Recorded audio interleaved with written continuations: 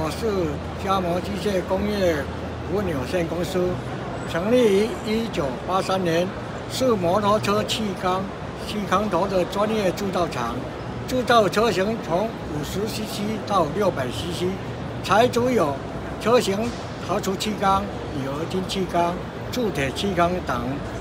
多年来致力于气缸机构的研发与改良，并获得经济部标准局多项创新专利。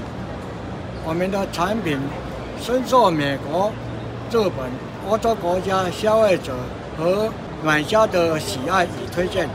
为了始终为客户提供最好的产品，我们将继续推出专利产品来满足客户的需求。